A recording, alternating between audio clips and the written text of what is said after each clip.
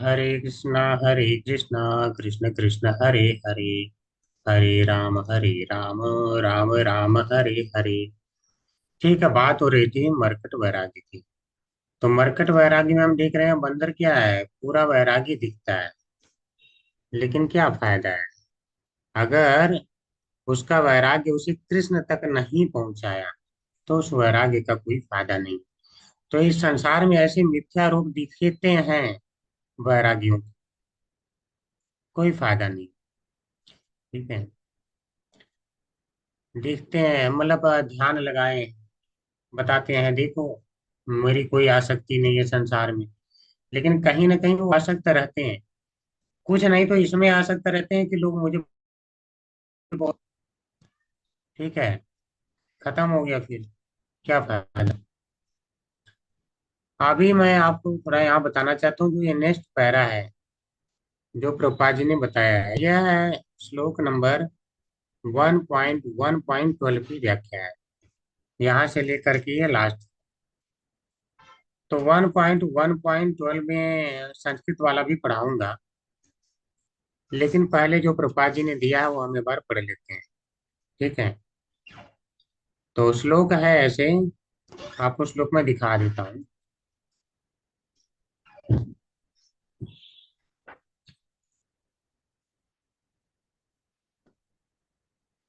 देखिए, हमने श्लोका नंबर 1 से लेकर के 1 का मैंने व्याख्या पूरा किया था अच्छे से। फिर बाद में सारी चीजें हिंदी में पढ़ा दिया था आपको। इसके बाद 11वां श्लोक आपको याद करना है, तो 11 की व्याख्या भी संस्कृत वाला भी हमने कर दिया था। ठीक है, ये भी अच्छे से समझाया था। अब आएगा 1 पॉइंट ये वाला, सर्वोपाधि विनुर्मुक्तम तत्परत्वेन निर्मलम, ऋषिकेण ऋषिकेशा सेवनम भक्तिरुच्यते। ठीक है, अब ये वाला आएगा 1.1.12। तो प्रपात जी अब उसकी व्याख्या कर रहे हैं। तो अभी मैं हिंदी में बताया तो हिंदी में बता देता हूँ, बाद में संस्कृत वाला भी व्याख्या कर दूंगा। ठीक है, क्योंकि ये श्लोक याद भी करना है, तो इसका जो सार है कि वो अच्छे से समझ में आना जरूरी है सभी को, तो इसलिए संस्कृत व्याख्या करेंगे हम। तो वास्तव में देखिए, अब प्रश्न ये होता है, श्रील रूप गोस्वामी ने भक्ति की परिभाषा तो दे दिया 1.1.11, लेकिन इसका प्रमाण क्या है? इसका प्रमाण क्या है, शास्त्र से क्या प्रमाण है जो इन्होंने दिया है। हालांकि कई जगह से इधर उधर से उदाहरण लेके सिद्ध भी किया श्रील जीव गोस्वामी ने, लेकिन इन्होंने तो कोई प्रमाण अभी तक दिया नहीं कि जो ये इन्होंने परिभाषा दिया है ये सही है। भक्ति की ये परिभाषा शास्त्रों में वर्णित है, बस दूसरे रूप में है। तो उसको संकलित करके इन्होंने यहाँ पे किया है। तो ये सिद्ध करने के लिए इन्होंने 4 या 5 उदाहरण दिए हैं शास्त्रों से, कि 4-5 जगह और ये वर्णन किया गया है। तो उन सभी का वर्णन हम करेंगे संस्कृत में, बट अभी मैं यहाँ पे कर देता हूँ हिंदी में। तो पहला नारद पंचरात्र में उसका उदाहरण दिया गया है भक्ति का। ठीक है, थोड़ा सा समझ लीजिए, ये तो आपको समझना आसान है।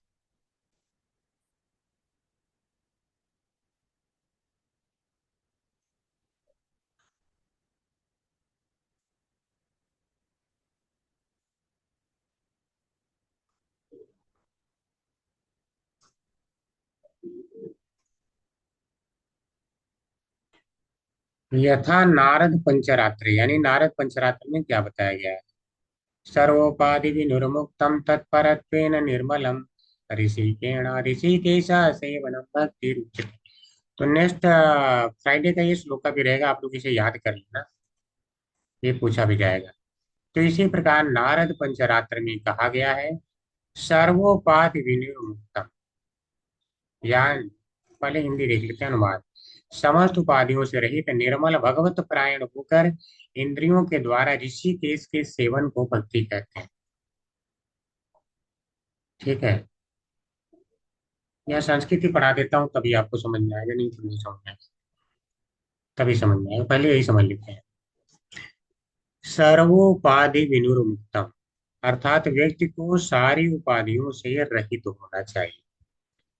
अगर भक्ति करना है तो पहले सारी उपाधियों से अपने आप को निर्मुक्त कर लेना है। क्या करें? निर्मुक्त मतलब बिल्कुल मुक्त कर लेना। विनिर्मुक्त यानी बिल्कुल अच्छी तरह से मुक्त कर लेना चाहिए। अगर आप ये सोच के जा रहे हैं कि देखो मैं तो बहुत बड़ा ऑफिसर हूँ, मैं तो इनसे ज्यादा कमाता हूँ, तो आप जो है भक्ति नहीं कर सकते।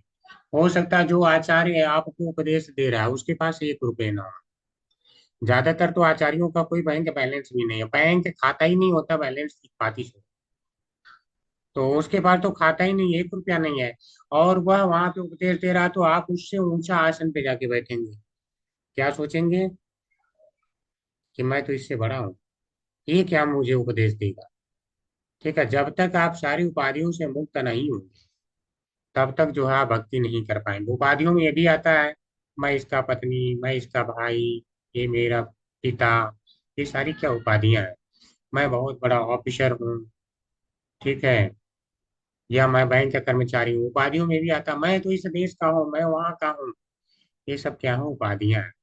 तो सारी उपाधियों से मुक्त होकर केवल जब तक व्यक्ति ये न समझे कि मैं तो कृष्ण का सेवक हूँ, मैं तो कृष्ण का अंश हूँ, तब तक उसे उपाधियों से मुक्त नहीं कहा जाएगा। जब इस प्रकार की उपाधियों से मुक्त हो जाता है तब उसका हृदय क्या हो जाता है?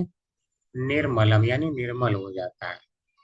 जब इस प्रकार से हृदय स्वच्छ हो जाए तब तत्परत्वेन यानी भागवत परायण होकर, यानी तब वह भगवान की परायण हो जाता है। जब तक हृदय जो है निर्मल नहीं हुआ है तब तक वो भगवान की परायण यानी समर्पित होगा ही नहीं, भगवान की भक्ति में वो लग ही नहीं सकता। क्यों?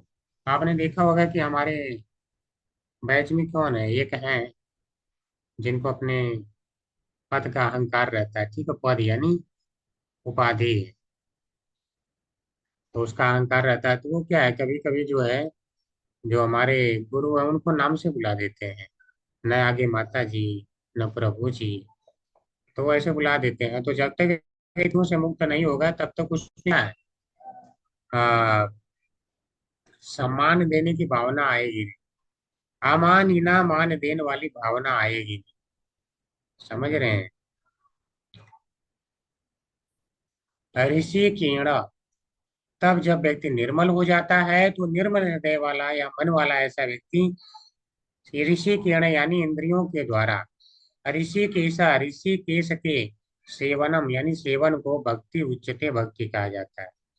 ठीक है, तो इंद्रियों के द्वारा, इंद्रियों के जो स्वामी है यानी ऋषिकेश कौन है? इंद्रियों इंद्रियों के स्वामी के सेवनम यानी सेवा को भक्ति उच्चते भक्ति कहते हैं। तो अब यहाँ पे श्रील रूप गोस्वामी ये प्रमाण दिए हैं कि देखो नारद पंचरात्र में भी भक्ति किसे कहते हैं लिखा गया है। तो मैंने अपने मन से नहीं बोला, वही बता रहे हैं। और अब एक एक शब्द को मैप करेंगे। मैप का अर्थ है जो उन्होंने बताया है, वो एक शब्द की मैं अगर अन्नाभिलाषिता बोला हूँ तो इसका अर्थ क्या है यहाँ पे देखो। ज्ञान कर्मादि अनावृतम बोला हूँ तो यहाँ पे क्या है उसका देखो। तो एक एक शब्द को मैप करेंगे, जैसे क्रॉस नहीं होता है। सर्वोपाधि विनिर्मुक्तम से क्या समझते हैं? अन्नाभिलाषिता शून्यम। निर्मलम से क्या समझते हैं? तो ऐसे करके सारे कुछ कुछ श्लोक में मैच करेंगे, मैचिंग वाला जो बच्चों को पढ़ाया जाता है। भक्ति किसे कहते हैं समझ में आ गया सभी को? सारी उपाधियों से मुक्त होकर के निर्मल हृदय वाला बन करके भगवान के तब जो परायण होता है, कैसे? अपने इंद्रियों के माध्यम से भगवान जो इंद्रियों के स्वामी यानी ऋषिकेश हैं उनकी सेवा करता है, इस सेवा को ही भक्ति कहा जाता है। यानी भक्ति सेवा है, यानी क्रिया है, यानी चेष्टा है, यानी अनुशीलन। आप समझ गए होंगे, अनुशीलन को यहाँ सेवनम से मैप किया गया है। हरे कृष्णा, श्लोक समझ में आ गया सभी को? जी प्रभु जी। हाँ, प्रभु फिर जी। आगे देखते हैं। आप देखिए इसकी कितनी अच्छी व्याख्या जो है श्री श्रील गोस्वामी ने किया है। तत्परत्वेन, इसका अर्थ है तत् यानी भगवान, तत् माने वह होता है यानी भगवान, ठीक है, यानी भगवान के प्रति यानी उनके प्रति भक्ति से युक्त होकर या उनको जीवन का परम लक्ष्य मानकर। तो भक्ति कैसे करना है? भगवान के प्रति युक्त होकर के, यानी जीवन के लक्ष्य ही वही है। तत्पर, तत्पर माने जानते हैं, तत्पर तो हिंदी से मिलता जुलता है ना, तत्पर हो जाना। बिल्कुल। तो कह रहे हैं यानी लक्ष्य एक ही है, तत्पर व्यक्ति क्या करता है, एक ही लक्ष्य मान के चलता है। तो कह रहे हैं लक्ष्य ही भगवान हो गया। तत्परत्वेन यानी भगवान के जो परायण कहा गया है, तत्परत्वेन का अर्थ क्या, भगवान के परायण होकर, यानी लक्ष्य ही वही है, ये मान करके। ठीक है। तो तत्परत्वेन का अर्थ क्या है, अनुकूलेन को समझना होगा। कैसे? अनुकूलन का अर्थ था कृष्ण के अनुकूल जो किया जाए। ठीक है।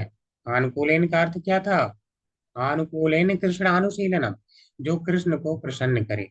तो यहाँ पे तत्परत्वेन क्या करें, उन्हीं के परायण हो जाओ, यानी वो जैसा कर रहे हैं वैसा करो, यानी उन्हीं को लक्ष्य मान लो, यानी उनके अनुकूल करो। तो तत्परत्वेन शब्द का अर्थ क्या है? अनुकूलेन है, पिछले श्लोक से। ये तो समझ में आ गया होगा, एक शब्द समझ में आ गया ना। हरे कृष्णा। जी प्रभु जी। जी, नेक्स्ट चलते हैं। करें सर्वोपाधि विनुर्मुक्तम से अन्य अभिलाषिता शून्यम को जानना चाहिए। सर्वोपाधि विनुर्मुक्तम यानी सारी उपाधियों से आप मुक्त हो जाओ। इसका अर्थ है अन्य अभिलाषिता शून्यम, जो पिछले श्लोक में कहा गया था। अन्य अभिलाषाएं क्या है? कि जब देखो, भक्ति के अलावा अन्य वस्तु की अभिलाषा, अभिलाषा करना, यही जो है अभिलाषा है। और जब केवल भक्ति को ही मांगता है, तब कहा जाता है अन्य अभिलाषा से वो व्यक्ति शून्य है। तो अब बात ये आती है कि व्यक्ति अभिलाषा क्यों करता है किसी वस्तु की? क्योंकि अपने आप को देह मानता है। यानी ये देह क्या है, एक उपाधि है। देह मानता है तो अपने से संबंधित पत्नी को क्या मानता है, ये मेरी पत्नी है, ये मेरे बच्चे हैं, ये मेरे सगे संबंधी, ये मेरा देश। तो फिर वह उनके लिए कार्य करता है। जब उनके लिए कार्य करता है तो उसे वस्तु की भी इच्छा, आवश्यकता होती है, तो फिर वस्तु की इच्छा करता है। यानी उसकी क्या है, बहुत सारी इच्छाएं होती हैं।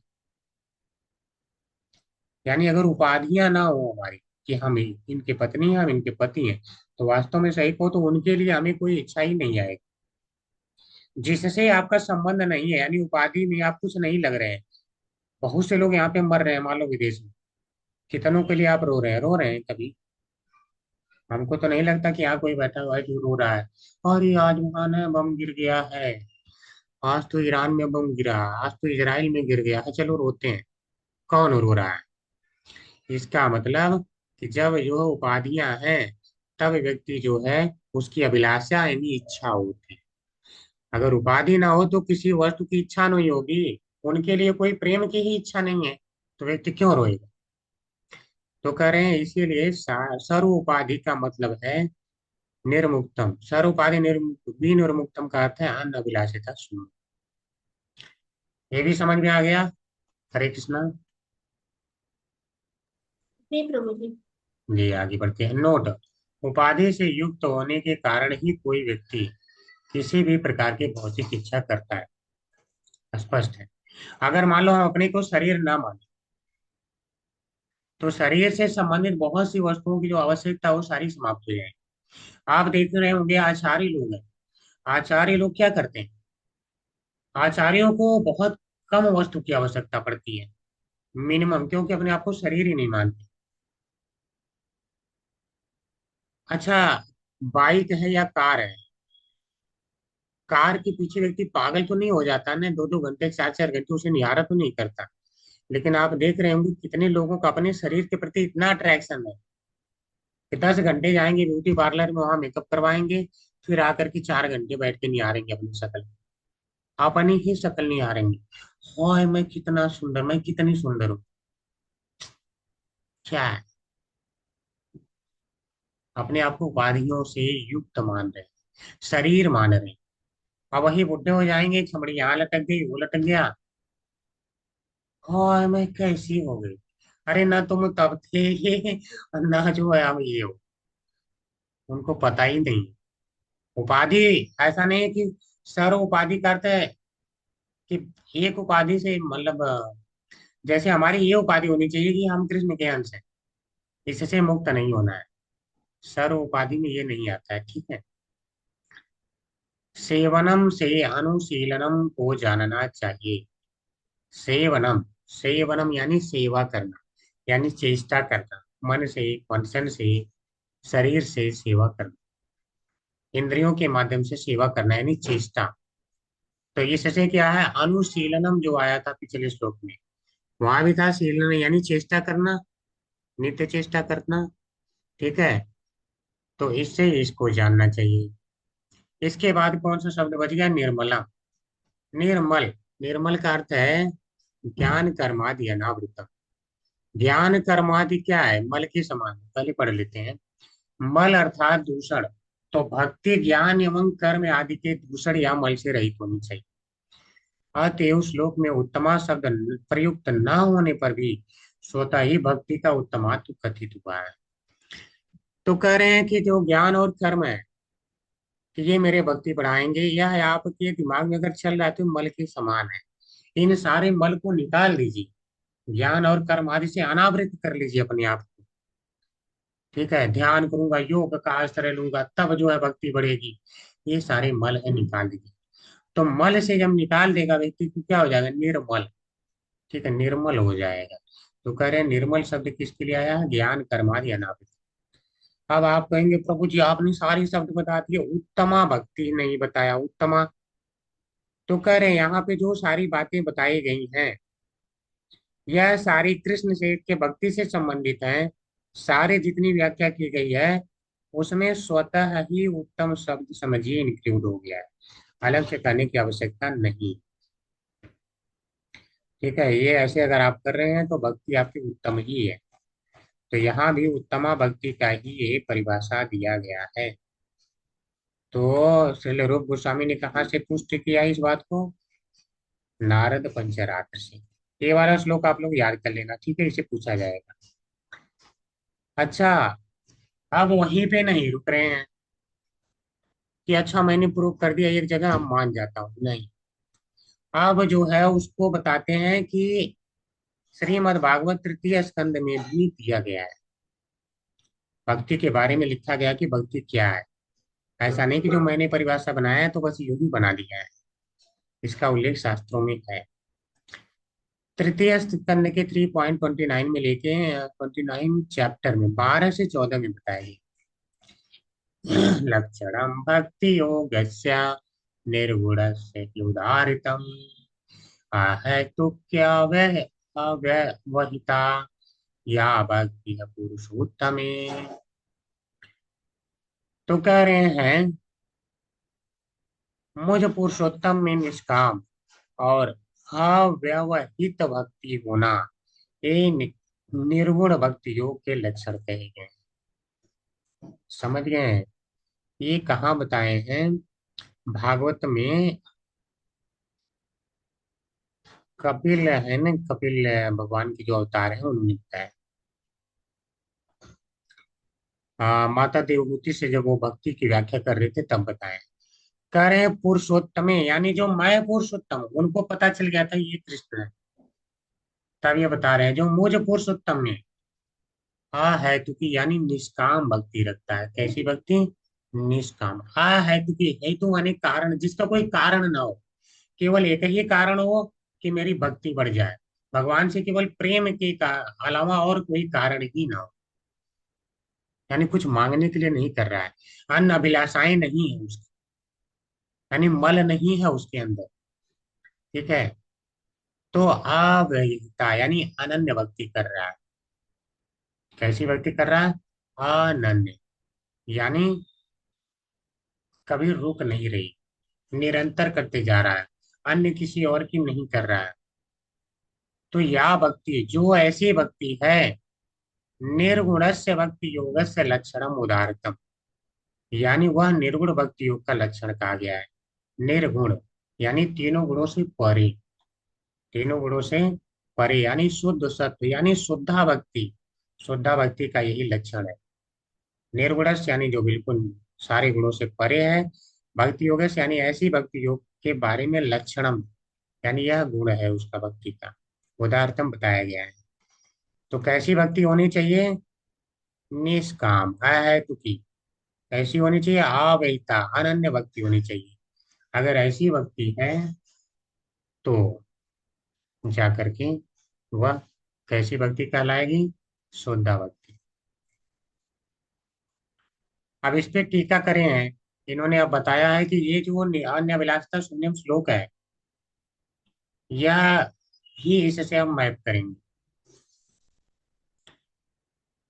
करें श्लोकोक्त आ है कि शब्द का अभिप्राय है। श्लोकोक्त यानी श्लोक में जो कहा गया है। आ हेतु की क्या है? आ हेतु की यानी बिना कारण के होनी चाहिए, यानी कोई इच्छा ही ना हो, कोई अभिलाषा ही ना हो, केवल भक्ति ही हो हमारी अभिलाषा। इसके अलावा कोई अभिलाषा नहीं। तो इसका अर्थ है हेतु की शब्द का अभिप्राय क्या है? अन्य अभिलाषिता शून्य। मैप हो गया शब्द। अव्यवहिता शब्द का अभिप्राय है ज्ञान कर्मादि अनावृतम। यहाँ पर भक्ति का अभिप्राय भाव रूपा भक्ति से है। ठीक है, भाव भक्ति के बारे में यहाँ वर्णन किया गया। भाव भक्ति में ही कोई अन्य अभिलाषा नहीं रहती, बाकी जगह तो थोड़ा रहती है। ठीक है। तथापि वह अव्यभिचारिणी यानी क्रिया रूपा चेष्टा रूपा भक्ति को भी लक्ष्य करती है। तो अगर अव्यभिचारिणी भक्ति कर रहे हैं, जो यानी कहीं और ना जाए। अव्यभिचारी का अर्थ क्या है? किसी और की भक्ति ना केवल कृष्ण में ही लगी। तो जो चेष्टा रूप अनुशीलन करते हैं, तो वह भी आपकी भाव रूप भक्ति की तरफ अग्रसर करती है। तो उसे भी आप भाव रूप ही समझिए। अव्यवहिता यानी अनन्य हो। अनन्य यानी कोई, इसको थोड़ा सा समझना पड़ेगा। अव्यवहिता का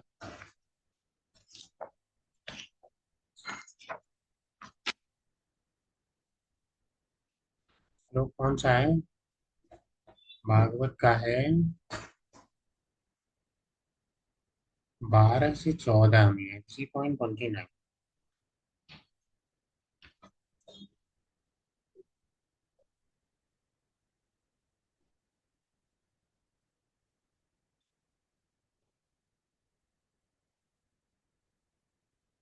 अवैधा का एक अर्थ प्रभुपाद जी ने भी लिया है, अभिन्न भी लिया है। ठीक है, अभिन्न।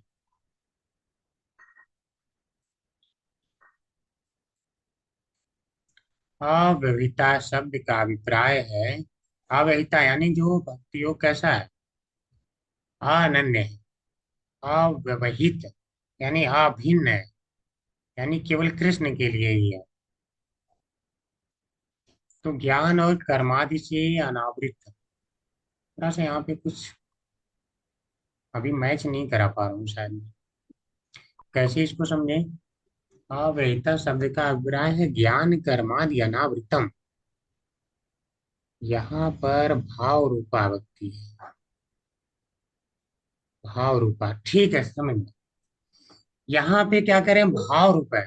भाव रूप में केवल कृष्ण से ही प्रेम हो जाता है। जब कृष्ण से प्रेम हो जाता है तो यानी अनन्य भक्ति हो जाती है। अनन्य यानी कि अन्य जो है वह ज्ञान और कर्म आदि किसी का भी अपेक्षा नहीं करता है। ठीक है। तो अनन्य भक्ति किसको बताता है? ज्ञान कर्म आदि से अनावृत है। ठीक है, ये भाव है।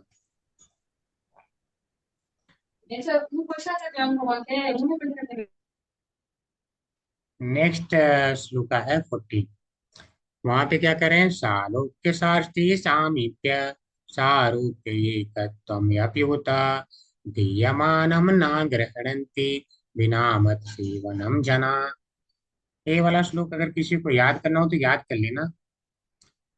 5 प्रकार की मुक्ति होती है। हरे कृष्णा, कोई बताएगा 5 प्रकार की मुक्ति कौन सी होती है?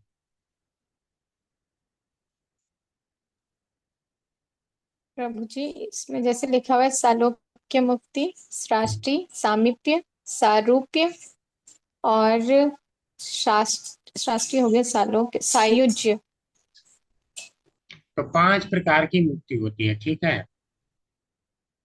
तो सालोक्य क्या होता है? जहाँ भगवान के धाम में वो निवास करता है। साष्टी क्या है? किसी को याद है? प्रभु जी भगवान के जैसा ऐश्वर्य। जी बिल्कुल सही कहा आपने। किसी को प्राप्त हुआ है? जी। ध्रुव महाराज को बोल सकते हैं क्या? हाँ बोल सकते हैं। और किसी को? और बलि महाराज को भी। हाँ बलि बेशक महाराज। उनको पाताल लोक में मिला। जी जी, बलि महाराज ने, भगवान ने अपनी जैसा ऐश्वर्य दिया था उन्हें, क्योंकि उनसे सब कुछ लिया तो फिर सब कुछ दे दिया, ऐसा ऐश्वर्य दे करके। और फिर उनके द्वारपाल के रूप में रक्षक भी बने। इसके बाद सामीप्य, जहाँ भगवान के पास रहने का मौका मिलता है। ठीक है जैसे सार। जय और विजय को। जी माता जी। जैसे जय और विजय को। हाँ ये कह सकते हैं, उनके सारे गण या जितने ग्वाल बाल हैं सारे भगवान के साथ रहने का मौका ही ले रहे हैं। ठीक है। सारूप्य। सारूप्य भगवान के जैसा स्वरूप। जैसे अगर वैकुंठ लोकों में कोई जाता है तो भगवान विष्णु के जैसा बन के जाता है। जैसे अजामिल को प्राप्त हुआ आपने देखा, तो वो है। एकत्वम का अर्थ होता है सायुज्य, यानी एकत्व हो जाना, एक में मिल जाना, ऐसा जो मानते हैं। ये कुछ होता नहीं है, मैं पहले ही बता देता हूँ, ये कुछ नहीं होता है। यानी भगवान के साथ कोई।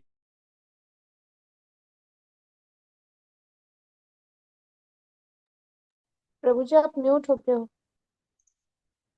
जी माता जी, मैं थोड़ा जानबूझ के म्यूट किया था। ठीक है। तो ये है। और इस प्रकार से 5 प्रकार की मुक्तियां होती हैं, जिनमें से 4 को वैष्णव मुक्ति कहते हैं, जो सायुज्य है, जिसको बोलते हैं कि मैं तो निराकार में जाके लीन हो जाऊं, जो कि संभव नहीं। ठीक है। जैसे बड़े बड़े मछलियां या मगर हैं, जल समुद्र में जाके लीन नहीं हो जाते, अब भी वो रहते हैं वहां पे, आनंद लेते हैं। इसी प्रकार से तब भी अस्तित्व बना रहता है। ठीक है, क्योंकि आत्मा क्या है, शाश्वत। तो करें ऐसे निष्काम भक्त दिए जाने पर भी मेरी सेवा को छोड़कर सालों के शास्त्री सामीप्य और सारूप्य और सायुज्य मोक्ष नहीं लेते। यानी कह रहे हैं कि अगर मैं अपने भक्तों को देता भी हूं कि अरे मुक्ति चाहिए, तो कहते हैं नहीं चाहिए। क्या चाहिए? तो कहते हैं मेरी सेवा, आपकी सेवा चाहिए। यानी कह रहे हैं कि मेरी सेवा के अतिरिक्त अगर मैं उन्हें सब कुछ दे दूं तो वो नहीं लेते। इसका अर्थ सेवा यानी भक्ति। इसका अर्थ है कि सारी प्रकार की मुक्तियों से भी ज्यादा आनंद भक्ति में है। अभी हम लोगों ने अनुभव नहीं किया है तो बात अलग है। बट जितने लोगों ने थोड़ा भी आनंद पाया है, क्या है, आप क्लास छोड़ पाते हैं? अगर कोई आपको बोल दे कि कल से क्लास में मत आओ, तो आप क्या जो है आपको अच्छा लगेगा? बहुत थोड़ा सा आनंद मिला है सोचिए, लेकिन फिर भी आपको अच्छा लग रहा है, छोड़ नहीं पा रहे हैं क्लास। और जिनको नहीं मिला वो तो छोड़ रहे हैं ना। तो करें सारी प्रकार की मुक्तियों से भी ज्यादा आनंद तो इसमें है, भक्ति में। तो वो लोग नहीं लेता है। समझिए क्या करें। जना यानी इस प्रकार के मेरे भक्त, जो भक्त लोग हैं, जना यानी लोग हैं। मत सेवनम यानी मेरी भक्ति को बिना यानी छोड़ करके। अगर मैं बोलूं ठीक है भक्ति तुम छोड़ दो तो मुक्ति होता है, वो ले लो, तो वो क्या कहते हैं कि चाहे मैं सालों के दूं, यानी मेरे साथ एक रूप में रहने वाला, या शास्त्री मेरे समान ऐश्वर्य वाला, या सामीप्य मेरे निकट में बने रहना, या सारूप्य मेरे समान ही रूप को प्राप्त कर लेना, या एकत्वम तथा एकत्व यानी सायुज्य को। तो दीय मानव यानी मेरे द्वारा दिए जाने पर, अपी यानी भी दिए जाने पर भी न ग्रहण नहीं लेना चाहती, वो नहीं लेना चाहती। ठीक है, हरे कृष्णा, थोड़ा सा कुछ कमिटमेंट है, आज यहीं पे हम विराम लेंगे और कल हम कंटिन्यू करेंगे। अगर यहाँ तक कोई पूछना चाहते हैं कुछ तो पूछ सकते हैं, या कुछ कहना चाहते हैं तो कर सकते हैं। प्रभु जी ऐसा लग रहा है भक्ति तो बहुत ही कठिन है। प्रभु जी कैसे करेंगे अन्य अभिलाषिता तो। जब हम इस भौतिक संसार में रह रहे हैं तो सब कुछ कैसे छूट सकता है। धीरे धीरे होगा माता जी, जैसे जैसे अभी आगे आएगा स्टेप्स भी आएगा। स्टेप से जब पढ़ेंगे ना धीरे धीरे तो आप क्लियर होता जाएगा कि कैसे छूटेगा। वास्तव में हमने एक हिंट दे दिया है, भक्त्या संजायते भक्त्या। भक्ति करने से ही भक्ति बढ़ेगी। यानी जितने ज्यादा हम श्रवण कीर्तन करते जाएंगे उतने ही ज्यादा हमारी भगवान में आसक्ति होगी। ये सब आएगा, विज्ञान है ये। आपको आगे पता चलेगा जितना ही आप श्रवण कीर्तन करेंगे उतना ही कृष्ण में आसक्ति होगा। और जैसे जैसे कृष्ण में आसक्ति बढ़ेगी ये सब भौतिक चीजें छूटेंगी। आप 50 साल भक्ति कर लें, अगर श्रवण कीर्तन अच्छा नहीं हुआ तो भक्ति फिर भी नहीं बढ़ेगी। सब सिद्धांत आगे आने वाले हैं। ठीक है। तो अच्छे से श्रवण आपने अगर कम भी किया तो भी आपको छुड़वा देगी। श्रवण ही है जो आपको मतलब प्रेमा भक्ति तक लेके जाए। ठीक माता जी, हिंट तो यही। जी प्रभु जी। यार इसका मैं थोड़ा सा उदाहरण भी दे देता हूँ, आपको समझ में आ जाए। भगवान ने क्या कहा, ध्याय तू विषयान पुंस संगस्ते सुख जाते संगात संजायते काम। जब संग मतलब अगर ध्यान करते हैं किसी विषय का तो उसमें संग यानी आसक्ति हो जाती है। तो यहाँ अगर विषय आपने श्री कृष्ण को बना लिया तो बार बार अगर सुन रहे हैं तो ध्यान कृष्ण में जा रहा है तो कृष्ण में आसक्ति हो जाएगी। ठीक है, अभी के लिए इतना पर्याप्त है। जैसे इनमें आसक्ति जी होगी प्रभु सारी जी। चीजें छूटेंगी। जी और कोई कुछ?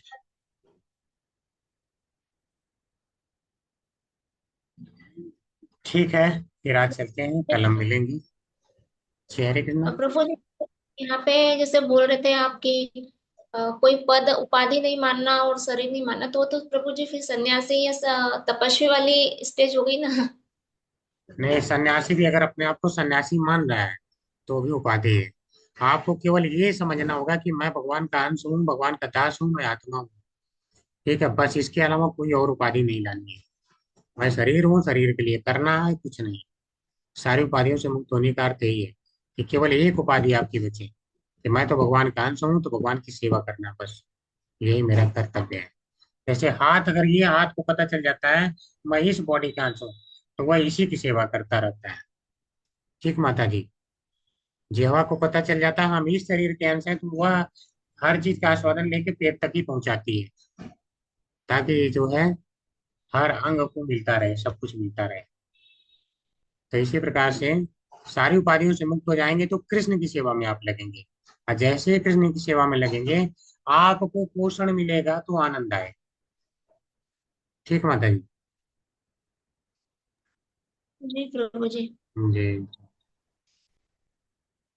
हरे कृष्ण प्रभु जी। प्रभु जी आज पता नहीं मेरा अटेंडेंस लिंक में वो खुल नहीं रहा है, इसलिए मैं नहीं पढ़ी हूँ। ठीक माता है जी मेरा माता जी, अटेंडेंस एक बार व्हाट्सएप ग्रुप में डाल दीजिए ताकि फिलअप लोग कर लें और फिर हटा दीजिए। ठीक है। जी जी, आज चलते हैं फिर। वाञ्छा कल्पतरुभ्यश्च कृपा सिन्धुभ्यश्च पतितानां पावनेभ्यो वैष्णवेभ्यो नमो नमः। अनंत कोटि वैष्णव वृंद की जय। जय बाद की जय। श्री जय राधा की जय। जय। सब जय आचार्यों की जय। हरे जय जय। कृष्ण प्रणाम। हरे कृष्ण हरे प्रभु जी, कृष्णा शत साधु प्रणाम, शत प्रणाम प्रणाम। प्रभु जी।